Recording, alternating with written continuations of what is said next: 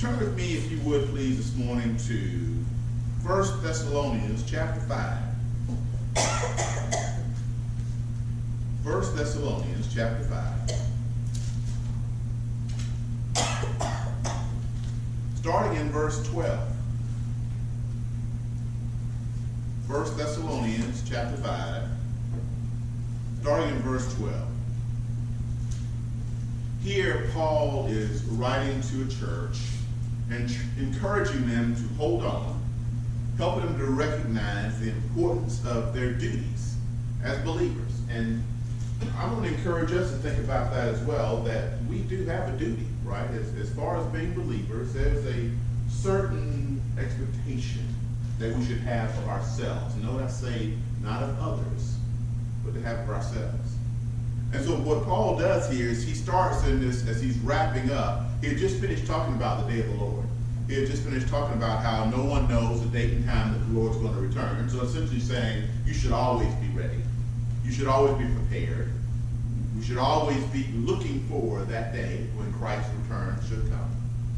But he says, as a result of that, what should we do? How should we behave? What should our attitude be? And he says in verse 12, he says, first of all, now we ask you, brothers, to respect those who work hard among you, who are over you in the Lord, and who admonish you. Hold them in highest regard and love because of their work.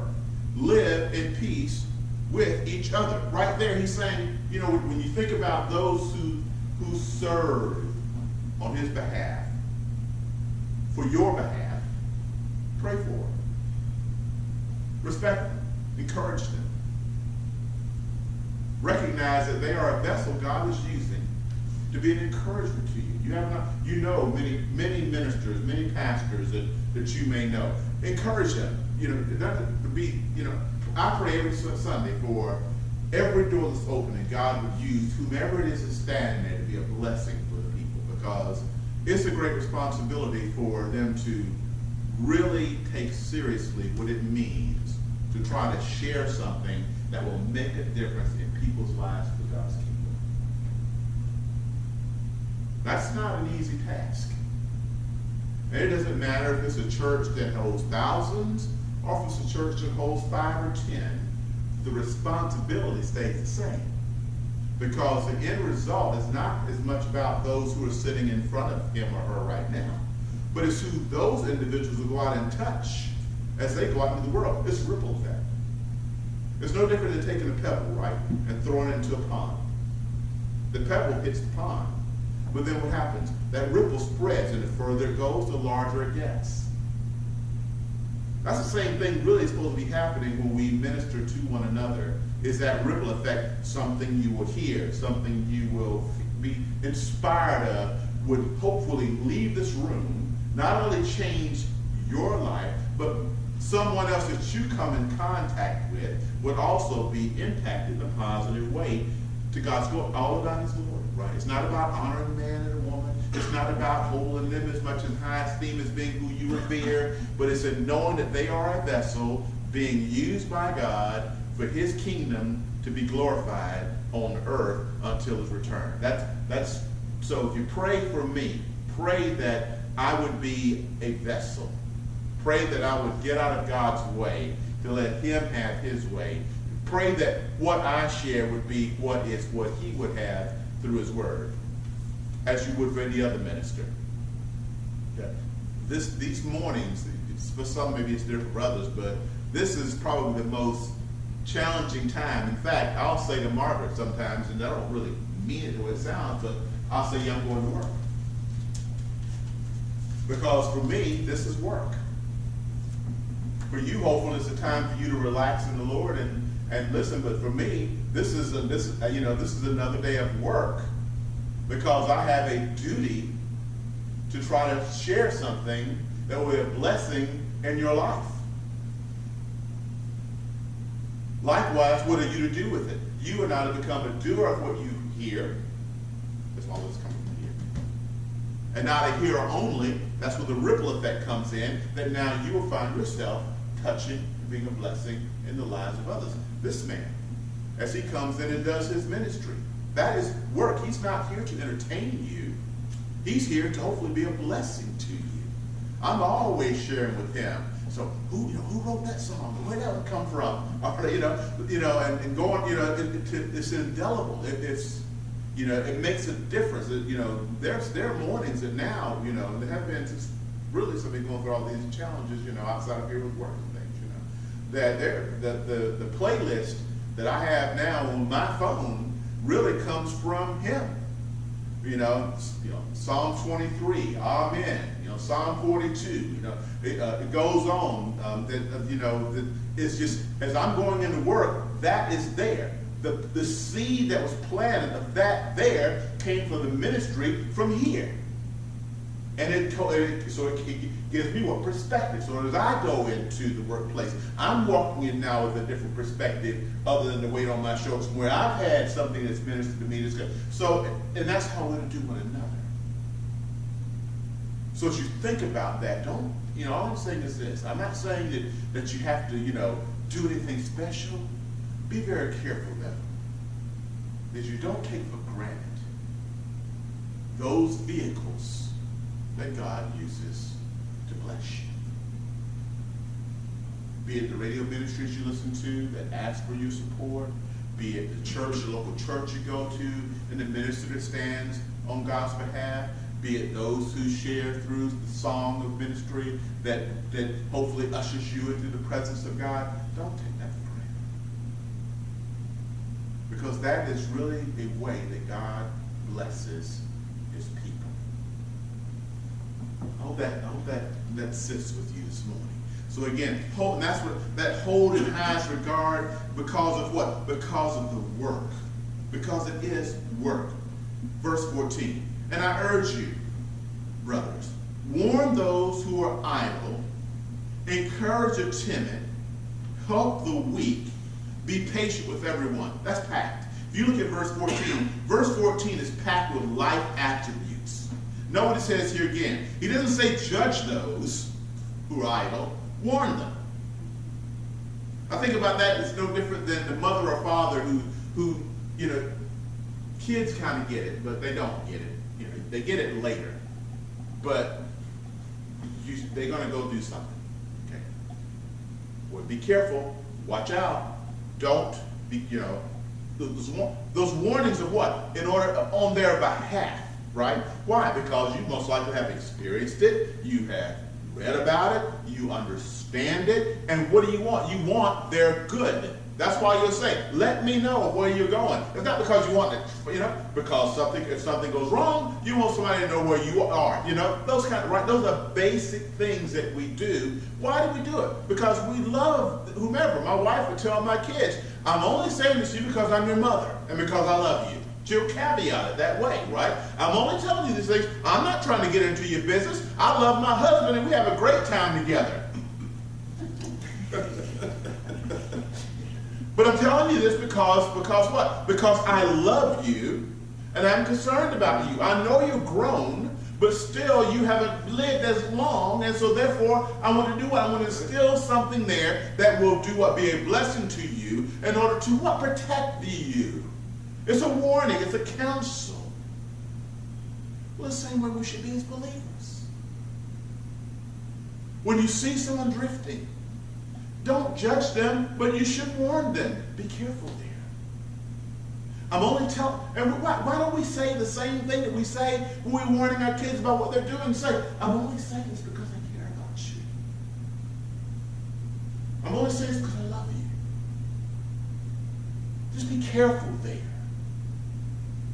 When we do that, we're planting seed. Now, Paul says very clearly, one plants, another waters, God makes it grow.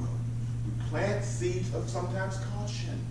Now, we're not being negative Nancy on everything, but be careful. Be careful. That idol, be careful. I always say this, and I encourage you this, and I mean this sincerely.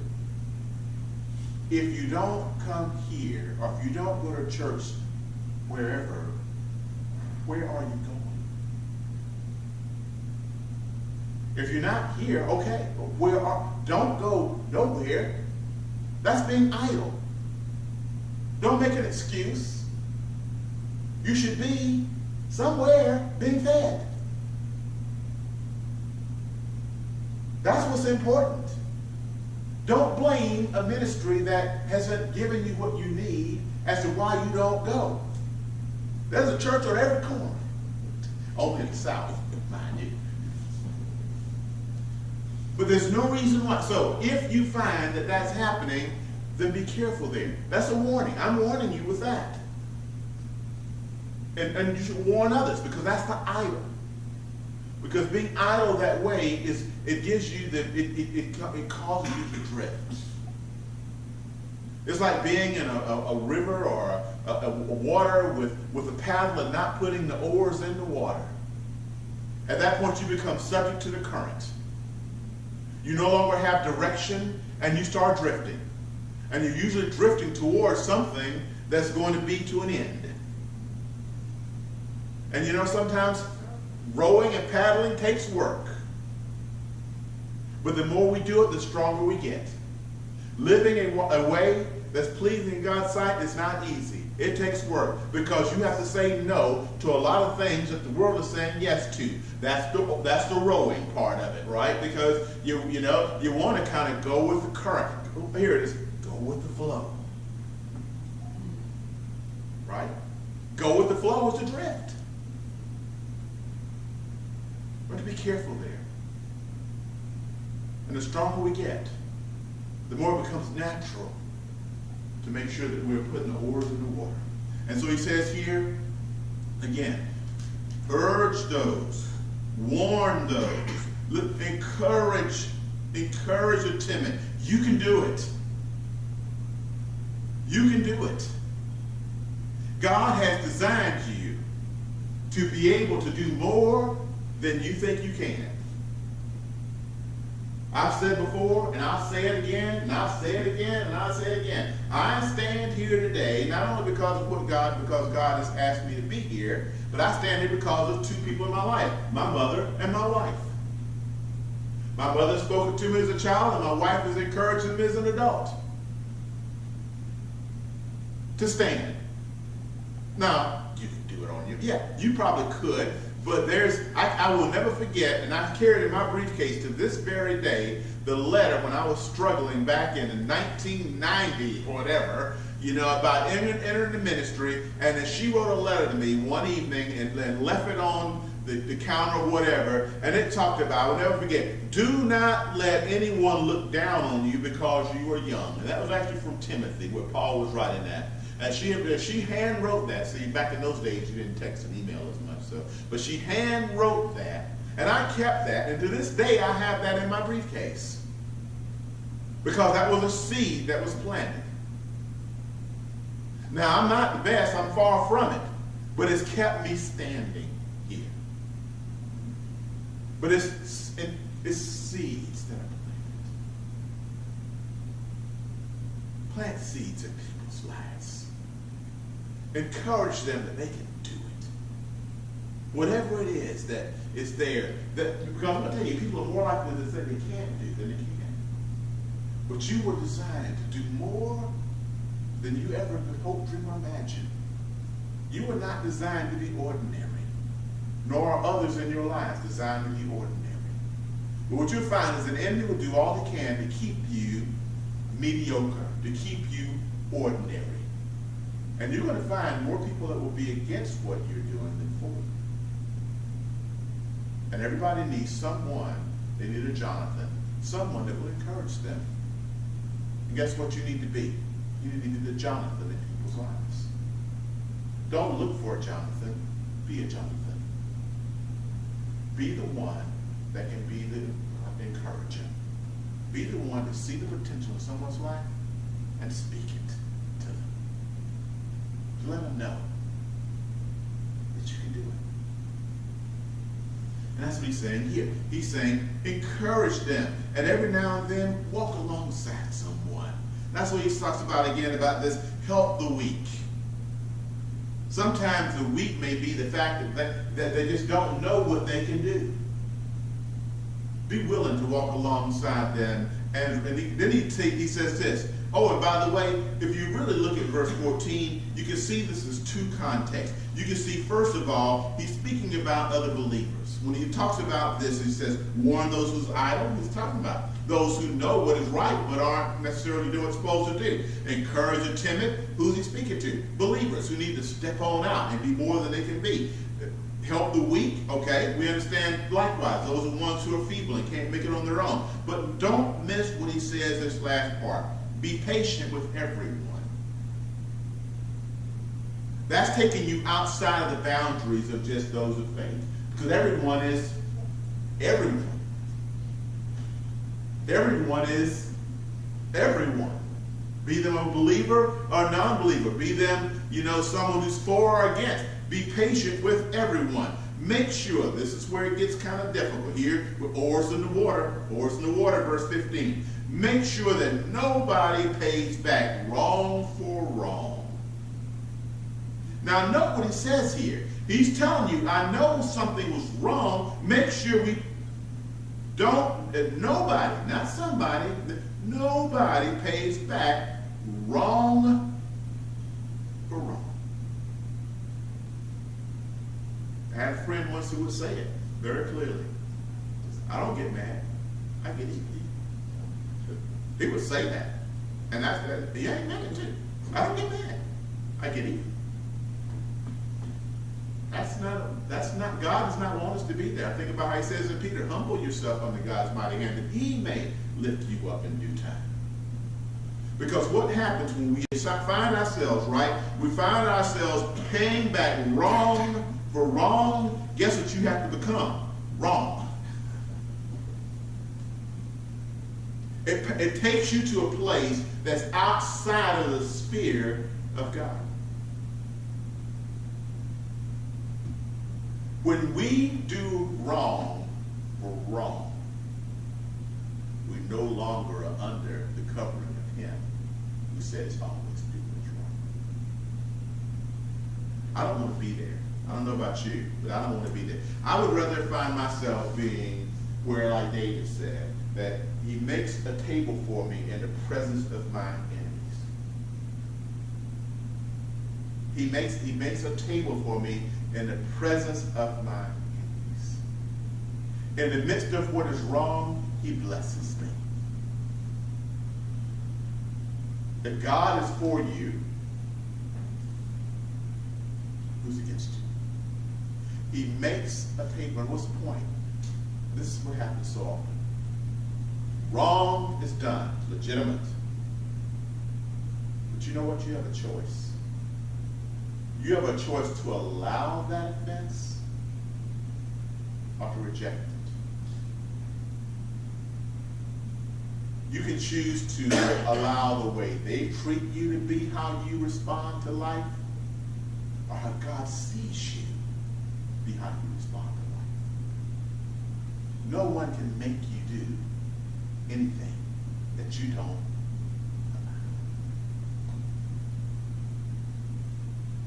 allow. He made me mad. No, you allow them to make you mad. I'm not going to do that any longer. I'm going to tell you now with love.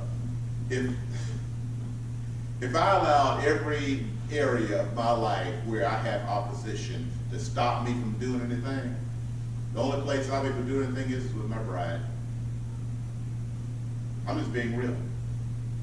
Because in every area of life, there's some opposition, there's some, and you know what? If you're around people, I submit the same thing is true with you too.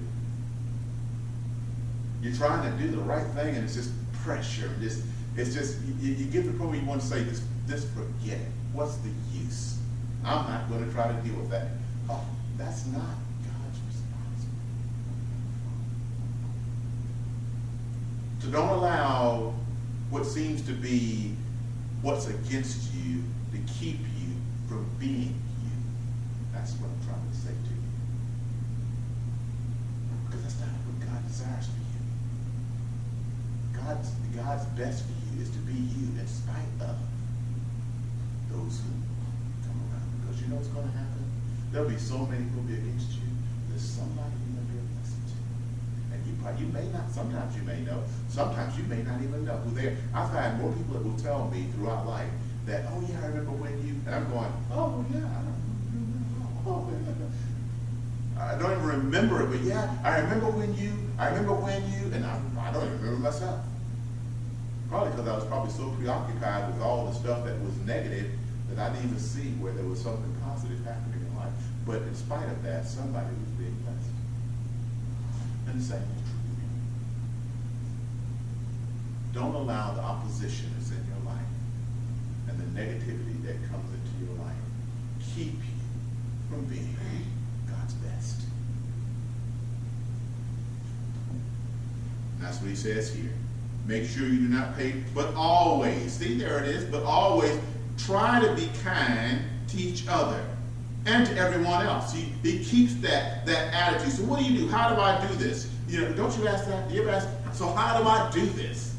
How am I supposed to be? How do I not pay wrong? Are you telling me to get away from these people? Are you telling me to no? Are you telling me to get rid of the circumstance? No. You telling me to quit my job? No. I'm telling you to do this. Be joyful always. The Lord says the joy of the Lord is your strength. So the first thing you do is you be joyful always. You have a joy that the world didn't give you, so therefore the world can't take it away from you. You are the apple of his eye. Be joyful when? Always. Now I'm not talking about some giddy, nothingness. I'm talking about it's an attitude. It's a place of peace. Because God's got you. So be joyful when? Always. Pray how often? Continually. Continually. You can be, I find myself walking into circumstances, I find myself walking into meetings. As I am walking to the door, I'm saying, Lord, I pray that you would help me in this. Lord, I pray for clarity in this situation. Lord, I pray for understanding. I pray that I have the right answer. I pray that you help me with the question I'm going to get that I don't know how to respond to. That's praying. That's praying. Lord, who are you talking to? What are you doing praying? He's saying pray continually. Stay before him. People say, well, I just haven't had a chance to pray. What, really? Really? Lord, I haven't talked to you lately. That's called estrangement. Now, I'm not putting legalism on anybody, but I'm talking about, and I'm going to tell you what hinders that. See, I ask myself this. This is where it gets a little serious. What hinders us from this mindset of praying continually? It's unconfessed sin in our lives. It's that being in this place of the wrong for wrong mindset. When we are there, in that wrong for wrong mindset, when we are there, we find ourselves constrained. We find ourselves not able to do this prayer continually. That's why it's important for you not to be estranged with your spouse. For those I'm being very serious right now.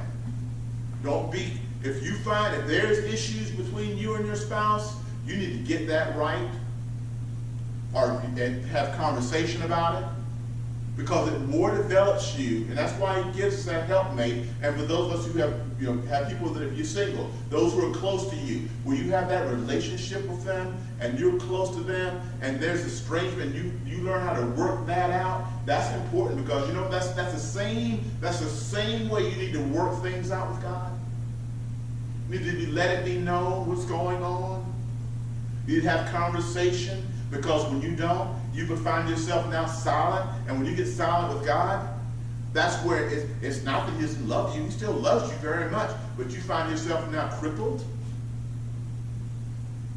Because that what you need to hear is not there. And that's not a good place to be. That's why I encourage you. If you have a wife or a husband and all they do is they have issues and want to clarify with you and they want to talk about, be very careful how you navigate through that. Because I can tell you right now, the last thing you want is for that person to become silent in your life. I'm being very real. There may be things you don't get along with and don't agree with. The last thing you want If you want to have health and strength and wellness in your family, and I'm not talking about just with a wife or no matter which way it goes, the last thing you want is that becomes silent. Because when that silence happens, half of you died. And when that happens, that home is just a house. And when that happens, the kids that are there feel it. They know it. And it just erodes. It just erodes because of estrangement. The same thing happened with God. David said, when I was silent with you, in Psalm 51, he talks about how he knew that he had done what he ought not do when he was with Bathsheba, and when he killed her husband, and he tried to ignore it as though it was something that had not happened. He said, when I was silent with you, it was as though my bones wasted away. Oh, I was here, but I was dead man walking. And he said, restore unto me the joy of my salvation. Because he lost his joy because of his, why? Because of his estrangement, because of the silence, because he refused to get right and talk to God about something that he knew, that God already knew about, but he wasn't talking about it. It's very serious. We don't humble ourselves to allow that dialogue to happen. I'd rather argue with that woman and we walk away saying we are not in agreement than to be silent. Guess what? Believe it or not, God's a big boy. He can take it. He'd rather you say, I don't agree, and work it out, than for you to be silent. It's a serious thing. So again, this praying continually means having a transparent relationship with God. Praying continually is not just some nursery rhyme. This is putting the oars in the water. That's what I'm trying to say here. It's, oh yeah, I need to pray. No, if I'm not, there is a relationship. I'm not putting legalism on you because it's about talking to somebody. If I'm not talking to my wife, who's not going to tell me there's a relationship problem? Somebody, would you not say to me, hopefully, you don't never talk to her. Would you not agree that if that was where things were, there was a problem?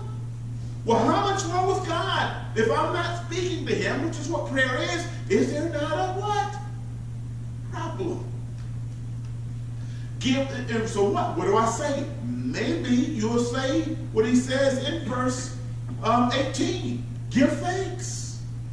You may have no more to say than, Lord, I thank you. I thank you for this simple act. I thank you for this simple gesture. I thank you for this. Lord, all I'm going to say to you right now is thank you.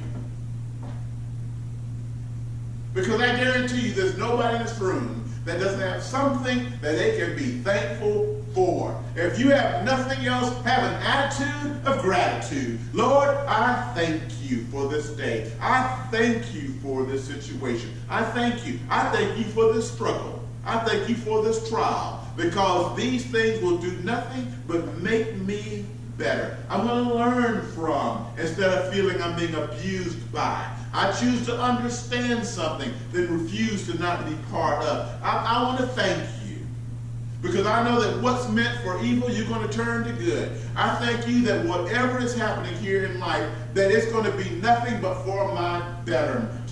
I thank you that loss will turn out to be growth. Because that's what his desire is for you. His desire is for your good. And sometimes it means taking something away. Sometimes what may seem to be a loss Maybe God's way of preparing you, and most times, if not all the times, it's actually what he's trying to do. He's actually preparing you for growth. Sometimes he moves us to a better place. And when that move happens, that move can be traumatic. That move may seem like something that is not a good thing. But in the end, it's for my best. And what we have to do is learn to trust him. My wife and I had a good time yesterday. We moved a tree. And we moved this tree from someplace it had been for a long time. But it was against a wall.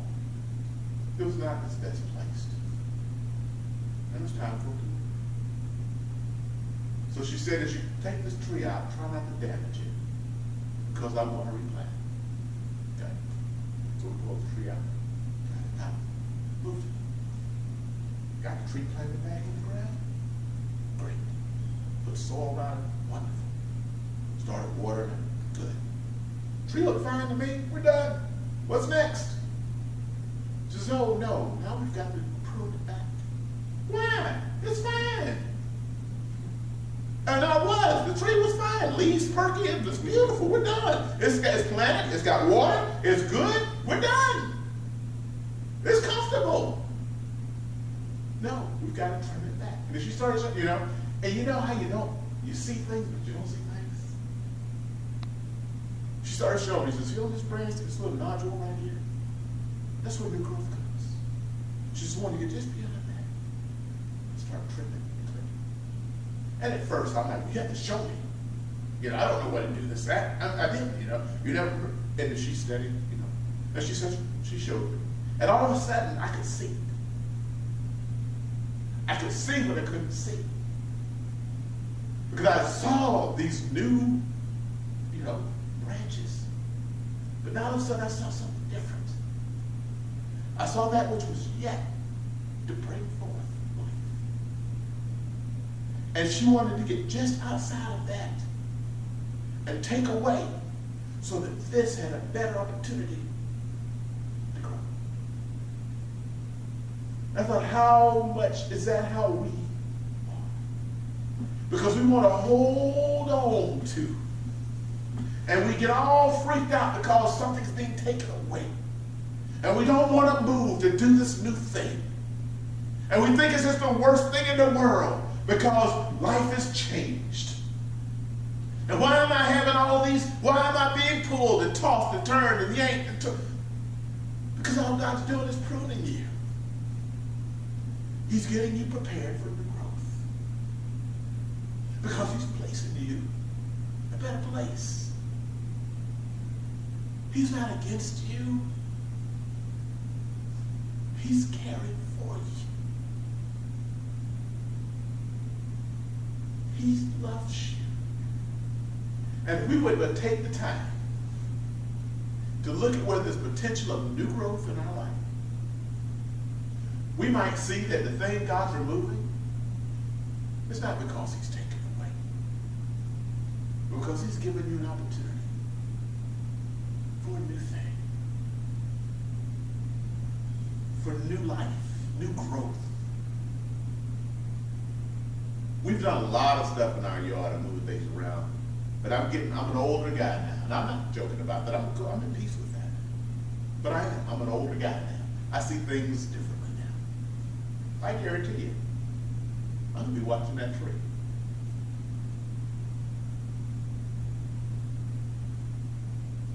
Because it reminds me of the things you take for granted in life are the things that matter most.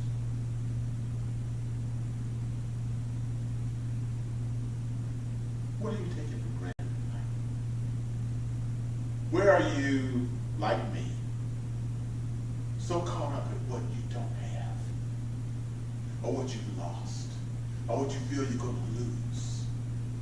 You're missing out on the new thing that comes. Change is traumatic. Change is sometimes hard. I had a chain around that tree. digging at its roots and I'm pulling on it. I got tension on the track, the chain's hard, and I'm working to loosen them up, and as soon as they get loose, what am I doing? I'm putting more tension on it. I'm loosening it up, you know what? That's how God does us. There's tension on my life. There's more than I can stand. A little relaxation. Oh, it's back on me again. I can't take this. Have you ever had life do you that way? And you go, why is this happening to me? Maybe it's God just. And you know what I was doing? That I'm going to go with this. Not just I know I'm going on, but it was for me, maybe. I was extra cautious because my wife told me she wants this tree to live. I knew not to put any more stress on it. Leave it there. I was watching. Are you giving with what I'm doing? As soon as I saw where the tree was, and I'm not giving anymore, I stopped. And I'd go and loosen the soil up and let it relax. Then I'd put a little more attention on it. But never more, because I knew she said she wants this tree to live. So I'm going to put just enough tension on it, but not enough to break it. You know what God says? I will not put any more on you than you can be. But my goal is to set you free and to move you to a better place.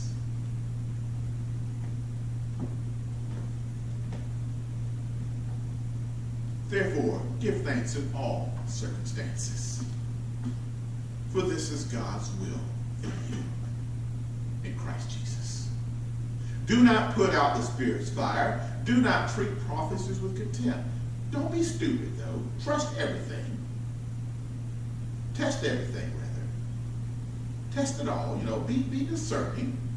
Hold on to what is good and avoid every kind of evil. This is beautiful to me, that all of God's word is. But I would encourage you to go back and let verse 12 through verse 18, I actually went down through verse 21, 22, be something that rescues you this week. I would encourage you, if you don't have a personal devotional time, that you go back and you refer back. You know it's okay to read the same scripture more than once in a given week. Did you know that? Do you know it's okay if you read the same thing for 4 or 5 days in a row? That's okay. Did you know that? You know it would be cool if you was actually say, I'm going to take verse 12 through verse 21, and I'm going to memorize it this week. I'm going to read this enough to where I can say it to somebody without even having the Bible in front of me. You know what that's doing?